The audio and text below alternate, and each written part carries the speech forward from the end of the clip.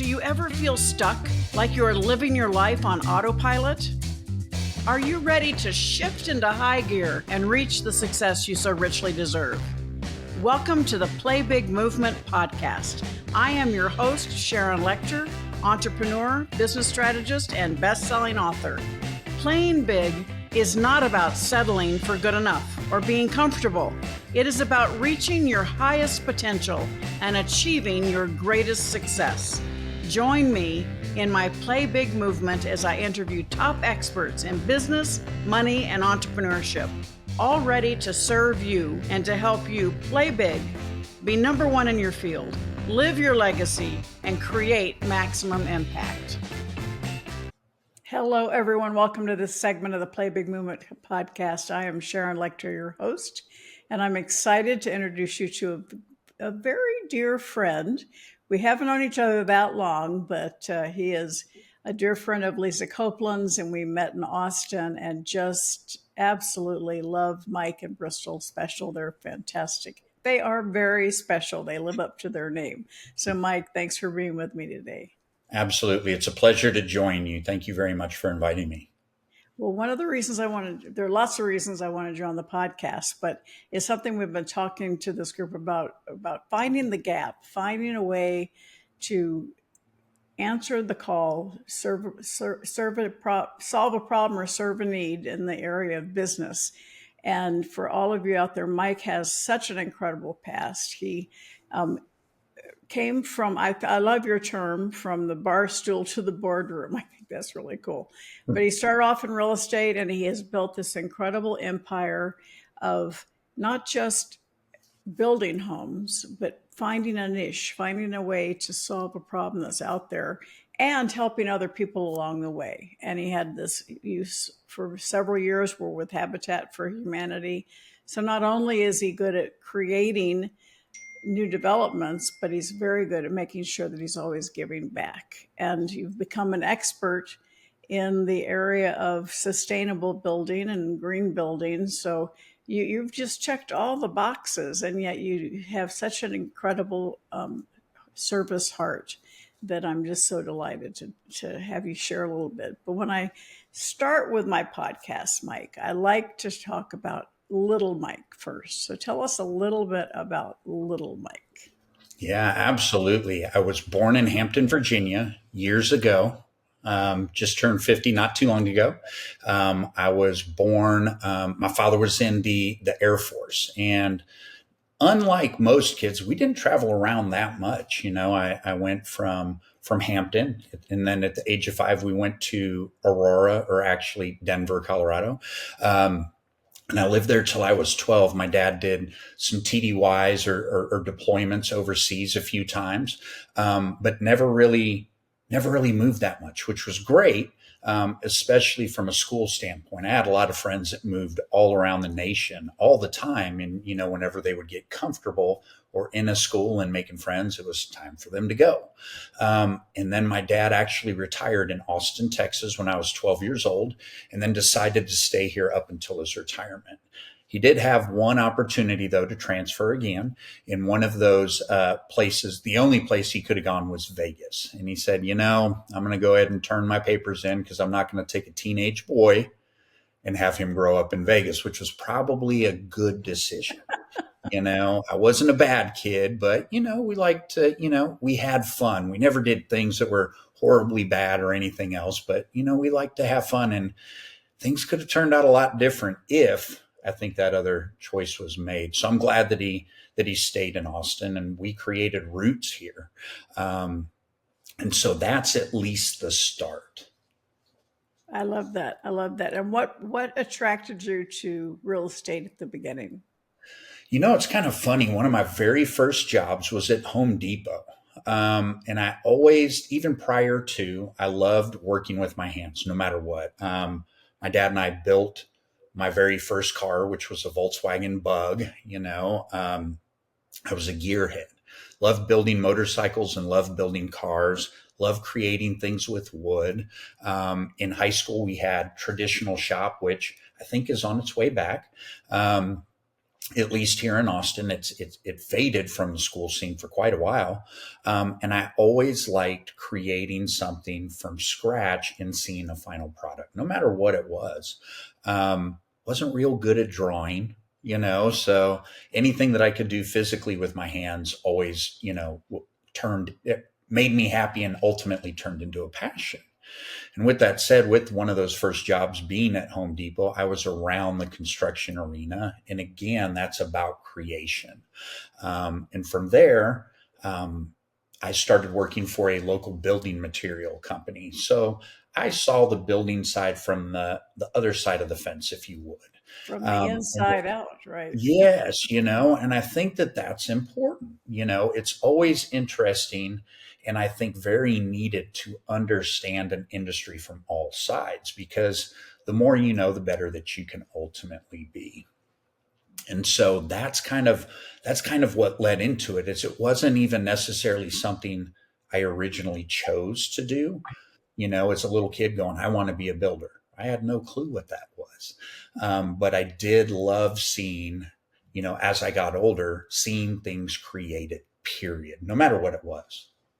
When you evolved from, you were doing like she sheds or single room purpose buildings, Mhm. and then you built custom homes, but then you saw this opportunity to create something that wasn't available in the market, because there's like these huge development syndications and individual homes, but you saw something in the middle. Talk a little bit about what you came up with.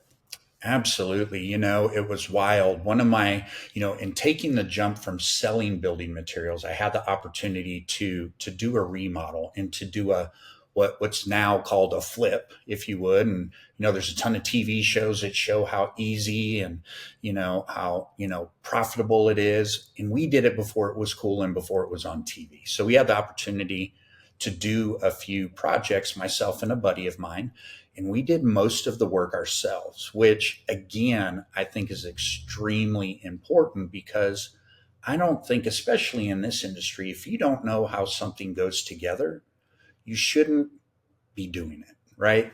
Because you've got to be able to quality control people and make sure that the product that you're building is actually of quality. The only way that you can do that is to actually understand how it goes together. So, from there, we started out building homes for the city of Austin. We actually built, about 100 of those for them. And to your point, we had wanted to be in design magazines forever. And I had always submitted stuff to design magazines and I never got selected. But it wasn't until we started doing backyard offices and in sheds and things like that we got picked up by Dwell magazine. Um, which was awesome. Again, it was always something that I had wanted. So we took that opportunity to kind of rebrand everything at that point and jump on that bandwagon of publicity, if you would. Well, I Um, think you created the bandwagon. You were kind of always a little bit before the time of something becoming popular. You kind of paved the way, I think. Yeah, and while we weren't, it's kind of funny. I'm a firm believer in you don't have to be the first, but you have to be the most influential, right? And so there's individuals doing some out there, very few, and we just looked at it and went, how can you make this better? Instead of recreating the wheel, you've got a great idea. How can you make this cooler? How can you make this something that someone wants? And these studios that we did were all the materials that we utilized were handmade, from the flooring to the sidings. We burned our own siding in what was called a shishigi bond. But what would make it super cool? These weren't cheap. We were doing some of these that were 200 square foot that were, a couple $100,000. Doesn't make sense to me, but in the same sense, it made sense to a clientele that loved paying for it. So again, we've always kind of said that, or I've kind of said, if pink teepees were in style, we're going to build pink teepees because that's what the market wants, right? And you've got to listen to that as a product. So it was really, really an interesting time, at least in Austin. And we built several of those and actually shipped those to like California and other states around the US.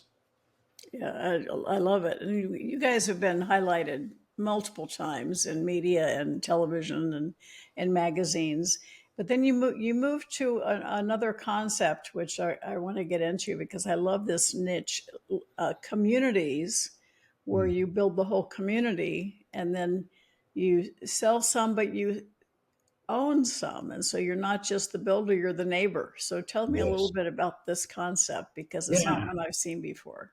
No, absolutely. Several years ago, I want to say 6 to 8 years ago, we were doing some of these larger developments and we were selling everything. And then we would take some of that money and put it towards an income producing home.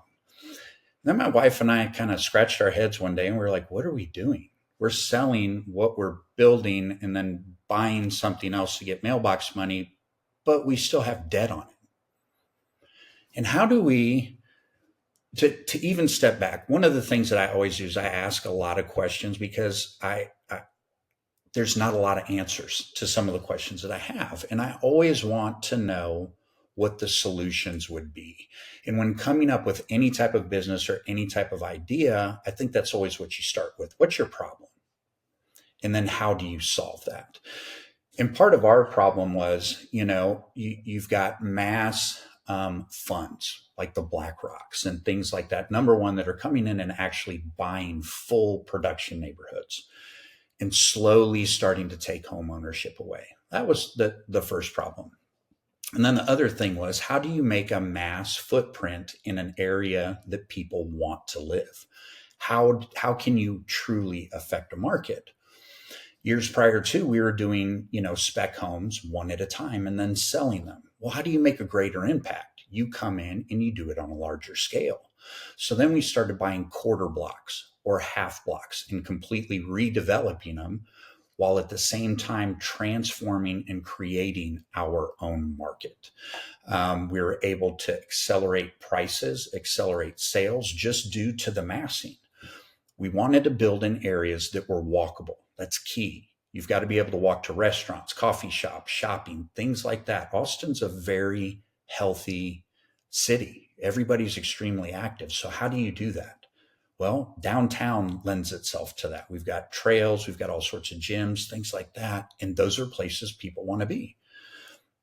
And we also wanted to find out, small builders can do a home or two at a time. And production guys, they can't come into the city. They're used to building, a couple hundred homes at a time. They're set up to do things like that. But no one was set up to do what we did. And we kind of filled in that middle gap to where we could build what we call a micro neighborhood, anywhere between 6 and 16 homes.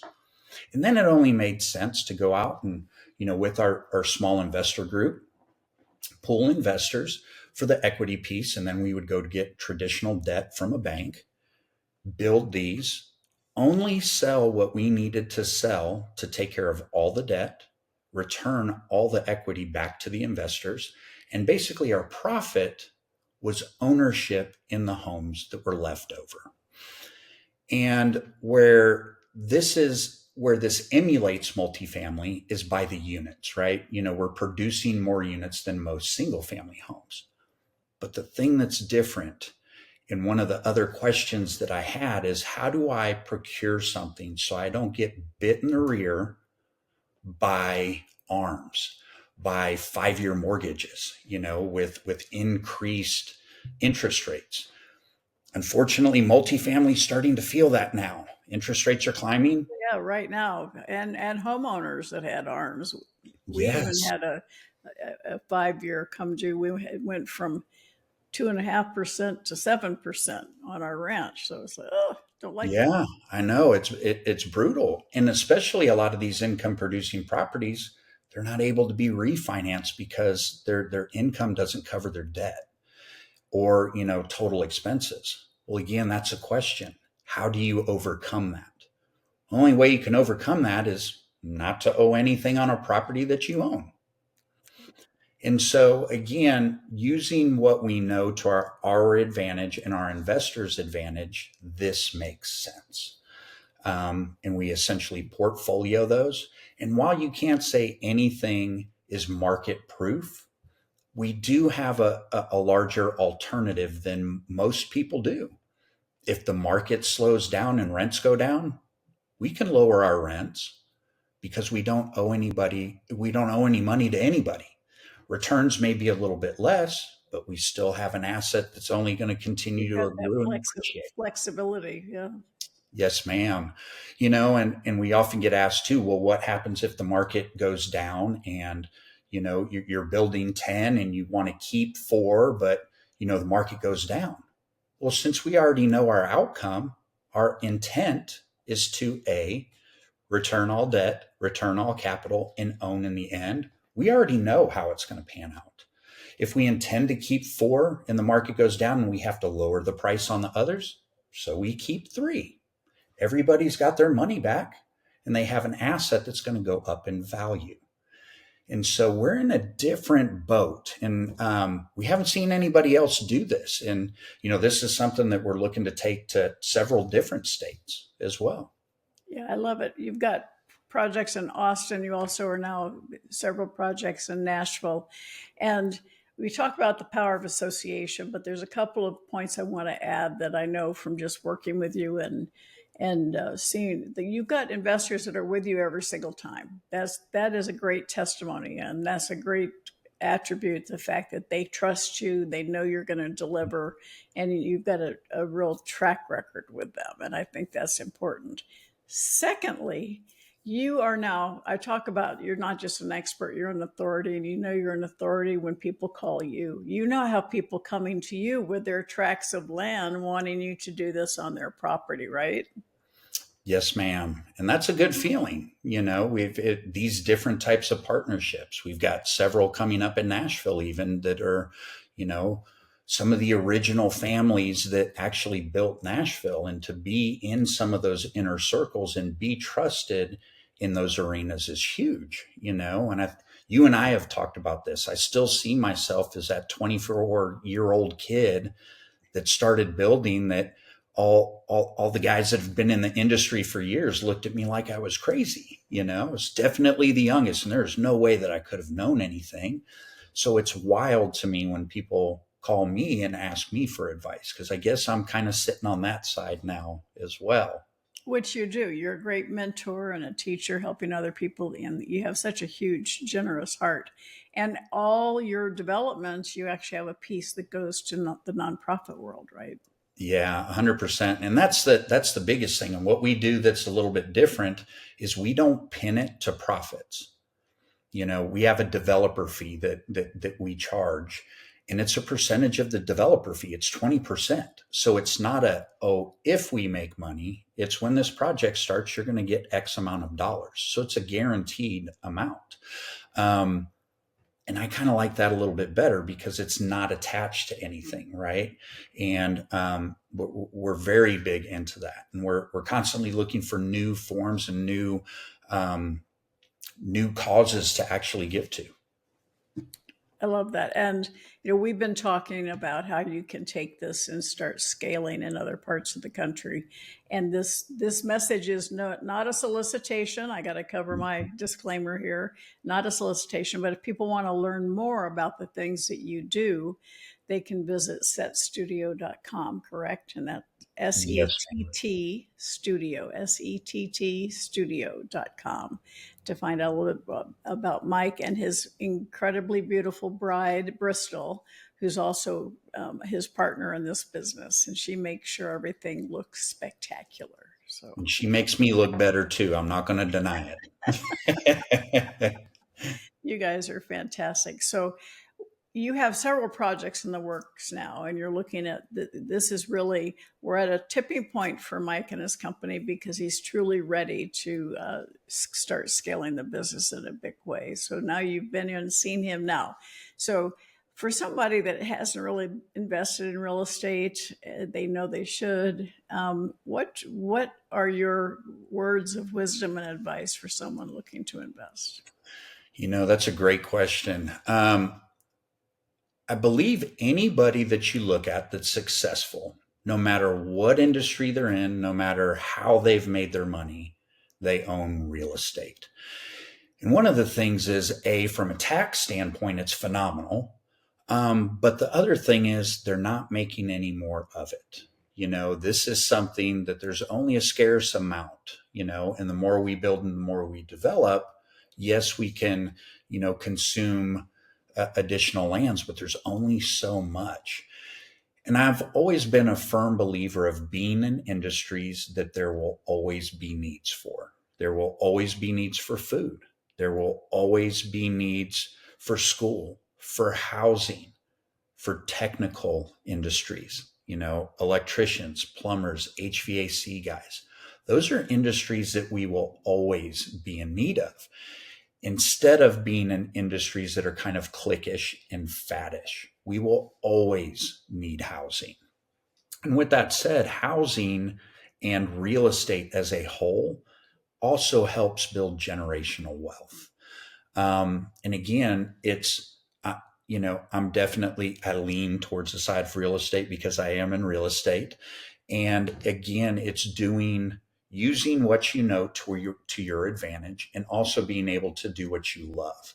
Now, back to the question of why individuals should get into real estate, is you have to look at yourself. What is it that you want to do, and what legacy is it that you would like to leave behind? Real estate's one of those things that's great. It continues to appreciate over time. You always hear the stories. I had an ex-business partner that bought a house on the lake for like $70,000 from his professor years ago. And this thing today is worth, I don't know, like $5 million. And you look at these people and you go, wow, you were lucky. No, they were at the right place at the right time, and they bought real estate that appreciated. Real estate will always appreciate no matter what. Again, there's only so much of it, and it's a great tool to maintain and grow wealth.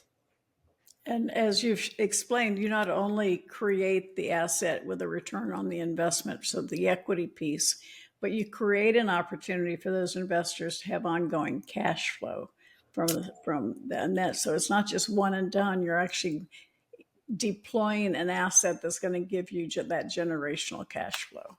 Absolutely. And it kind of comes full circle with our original why and what was our problem. And again, the problem was housing and home ownership being taken away. So this is how kind of everything comes full circle, if you would. If we do a project like this and we own 10 homes in a portfolio, 5 to 7 years is usually the time in which you may start having some maintenance stuff. You're going to have to paint. You're going to have to start looking at your air conditioners.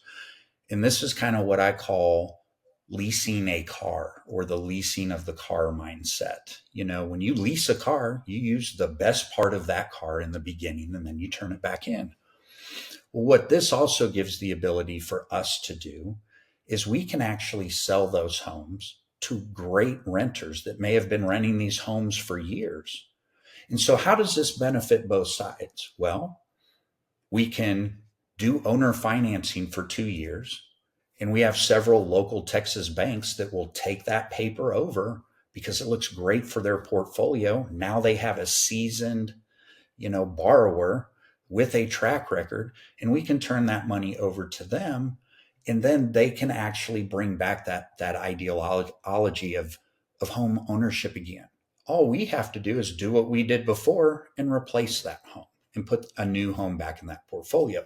So the entire thing goes full circle. So we're hitting all bases with one product, but it's by looking at your issues and how you solve those issues. And that's the only reason why this hits all bases in our eyes. And my audience knows I talk a lot about momentum of money. So what you've just heard Mike explain is that constant momentum of and growth of money going in the right direction instead of the wrong direction. So I love that. Now, Mike, you're not just a real estate developer, a very successful one, an icon, and certainly a trailblazer, but you've also branched out into other entrepreneurial endeavors. And tell us a little bit about your gem. Yeah, it's kind of funny. I was told when I was a lot younger that this will always only breed more investments, right? Because when you see something working, you want to help others and or be a resource for other individuals. We only invest in companies that we feel that we can improve or help, right? We love seeing businesses grow. It doesn't mean that we don't do silent investments on some businesses and just because of the setup, but a local gym, the collective, is something we had the opportunity to get involved with. And when I gave them money and invested, I said, hey guys, you are giving me the opportunity to invest in you, hopefully to make this product even better. And so that's something that we have a passion for. We've also got a passion for health and wellness. And we do a lot of different things in our home that lead towards health and wellness as well. And again, Austin being at the forefront, of course, we're going to do that. So yeah, we've got a location that'll be opening up in Nashville as well. And there's several other locations that are on the map that we're looking to do too. But it's very important. Health and wellness is something that, generationally has not been looked at as much as it has now. And so it's something that we definitely take pride in, to the point that our office is in one of our gyms, so there's no excuse. You go into the office, you're going to walk through the gym, and there's no excuse at that point. Very good. Absolutely. That's probably a wise move for a lot of us. And I love that. But I think, I'm going to ask you to hang out with me. We're going to do another recording where we talk about the fact that success is not a straight line. And maybe there was a time when you needed to get through some dark times. And a lot of us have had that. We'll talk about how you did that, and then also talk about success habits. So if you are watching and listening to this, I hope you've been taking notes.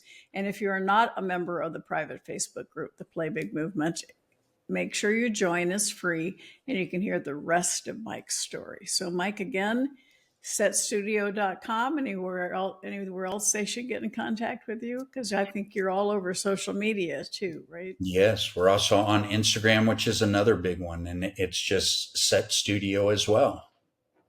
Love it. And that's a double T for Set, SETT, and then Studio. And you'll love it. Yes, it shows a lot of different projects you've done. Yes, ma'am. And I appreciate you having me and taking the time to have me on today. Well, I'm honored to know you and love you guys. You're just adding such value. I talk about adding value to people's lives, and you're certainly doing that. And I'm excited to see how the future unfolds as you continue to grow. So thank you, Mike. I appreciate you. And for all of you watching and listening, thank you for watching this episode. And remember, you are fabulous. Yes, you are. Have a great day. Thank you for listening to this segment of the Play Big Movement podcast. Please subscribe to iTunes and leave us a review, as well as join us in other areas of social media, Twitter, Instagram, and LinkedIn at Sharon Lechter, and for Facebook, author Sharon Lechter. Thank you so much and have a fabulous day.